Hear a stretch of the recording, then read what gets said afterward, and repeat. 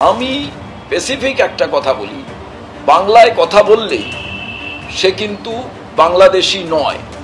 তার কারণ বাংলায় যারা কথা বলেন, যে রাজ্যে তাদের প্রশাসন আইডেন্টিফাই করছেন যে আপনি বাংলায় কথা বলছেন, আপনি কোথাকার, তিনি যদি বলেন আমি পশ্চিমবঙ্গের, তাহলে পশ্চিমবঙ্গ সরকারের কাছ থেকে ভালো করে তাদের জানা প্রয়োজন যে তারা কোথায় বসবাস করেন, কোথায় তারা থাকেন।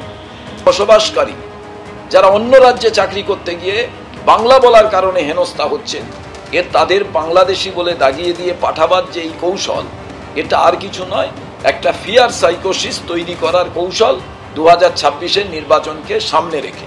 যদিও তখন এনডিএর সেই সরকারের অংশীদার ছিল মমতা ব্যানার্জি নিজে, উনি কোনোদিন আপত্তি করেননি, উনি এর অংশীদার। এবং বিশেষ করে ভারতবর্ষের যে কোনো জায়গায় ন্যাচারালি এখানকার মানুষ গেলে বিজেপির যে অভ্যাস, বিজেপি তাই করছে, খুব খারাপ। বাংলা এবং বাঙালি বিরোধী বিজেপি, এর বিরুদ্ধে তৃণমূল কখনো আপত্তি করতে পারেনি, বরং প্রশ্রয় দিয়েছে।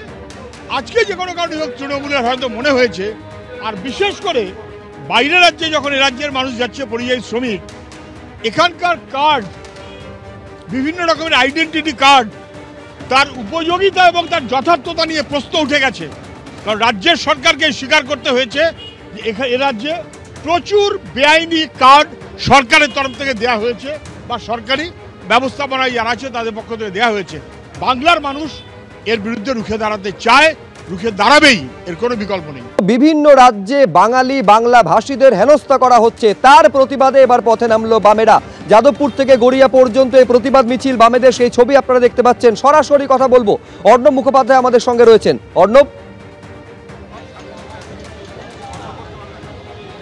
দেখো, বাংলাভাষী মানেই বাংলাদেশি নয়, বিজেপি আরএসএস এর চক্রান্ত বন্ধ হোক, এবং সেই সমস্ত দাবি তুলেই আজকে মিছিল তুমি দেখতে পাচ্ছ।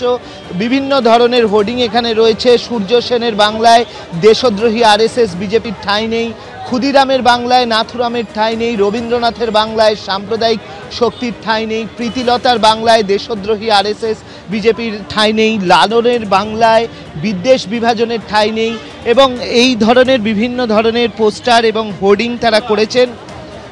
এই মুহূর্তে যাদবপুর বিশ্ববিদ্যালয়ের সামনে প্রায় রয়েছেন, এখান থেকে তাদের মিছিল কিন্তু এগিয়ে যাবে। আমরা যেরকমভাবে দেখতে পাচ্ছি যে কান্তি গঙ্গোপাধ্যায় থেকে সুজন চক্রবর্তী, তারা এসছেন এখানে, ইতিমধ্যেই এসে উপস্থিত হয়েছেন।